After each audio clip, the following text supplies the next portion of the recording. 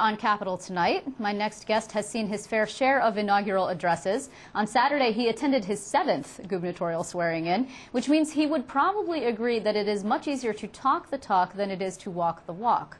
Now, over the weekend, he offered the new governor some advice on how to accomplish his lofty goals by way of an op-ed that ran in the Albany Times-Union. The advice is, look to the suburbs. Larry Levy is a longtime political commentator and also the executive director of the National Center for Suburban Studies at Hofstra University. Thanks for stopping by. Thanks for having me. Now we know why suburban studies look to the suburbs. All things run through the suburbs. I was shilling for my department. Yes, clearly. No, seriously though, why is it that you believe that the answer for Andrew Cuomo in terms of success is to speak to suburbanites? Well, I think there's political and also fiscal and just the reality of the way things have evolved in the suburbs. Politically, it's the swing vote in the state. So if you only want to be a popular governor and you want to assure your reelection, you've got to connect with these moderate swing voters. But it's more than just about political pandering. It's about recognizing that these are not your mother and father's suburbs anymore. What we used to call pockets of poverty in suburbia, particularly the downstate suburbs, are really huge swaths of poverty. We have an increasing number of school children being educated in the poorest and poorest performing classes. We have an increase in drug addiction, gang activity, and other homelessness, other manifestations of poverty. We also have crumbling infrastructure, a need to rebuild the downtowns around train stations. And these are expensive things to do. But unlike cities, though, and this is the key, unlike cities, you have fragmented government. None of these places can really tackle these big problems on their own, and they need to look to the state for help. Well, and you also have high property taxes. I mean, probably, right. I would suspect, even without your sage advice, that Andrew Cuomo probably knows some of this, which is why he is pushing so hard for that property tax cap. I mean, that speaks specifically right. to suburbanites. Right. Well, you know, Eliot Spitzer understood it intellectually as well. Mario Cuomo understood it intellectually. George Pataki understood it intellectually.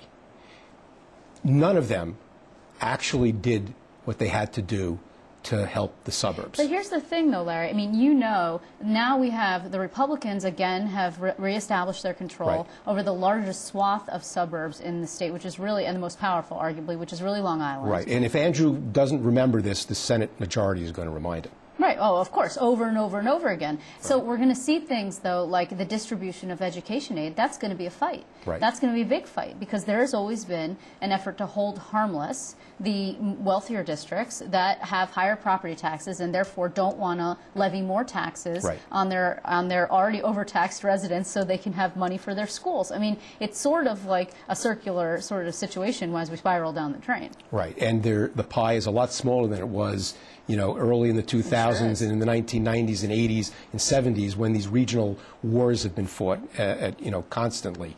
I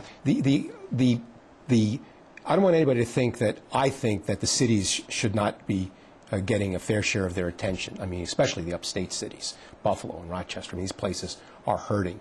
But the metropolitan areas are the key in making sure that the suburbs are able to realize their full potential and that suburbs and cities work together to eliminate duplication in terms of transportation and economic development and these needless fights between city and suburb and trying to, you know, steal each other's businesses.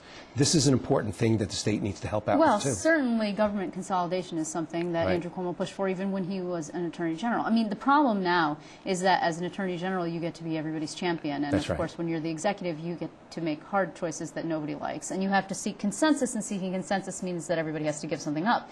To that end, what do you think is the key thing that he really needs to get in order to serve the suburbs, assuming he can only get one or two key items? Well, you know, most of the things that would help the suburbs would help the entire state. I mean, there are two crises in the state, and you know this well. One's fiscal and one's ethical. And then there's kind of an uber crisis that transcends both, which is a crisis of confidence, the confidence of people in their government, the trust for the people who lead their government. And unless Andrew Cuomo can, and he talked about this in his inaugural, the magic bullet of trying to get the public engaged, unless he can get them to say, okay, this guy, this time, is going to get it done. This guy understands me, and he's going to act on my behalf. He can't even tackle the fiscal and the ethical because folks just won't trust him. Folks won't believe that he's acting in their behalf. So he's got to get the public behind him. How he does that, it's more complicated than most people think. I hear a lot of people say, well, do the property tax cap. That'll get everybody happy.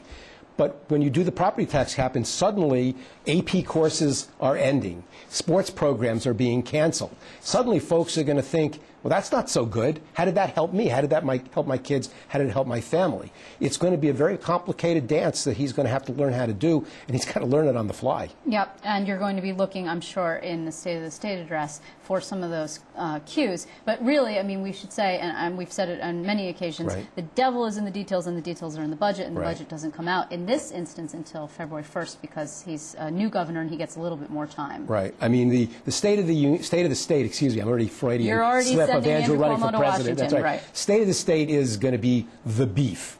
The budget's going to be how he's going to cook the beef. And the cooking of it is going to be a lot harder than just kind of cutting this big slice of stuff that they know they need to do. Well, Larry Levy, we're actually going to be catching back up with you on Wednesday for the Great. State of the State, so we will talk more about this then.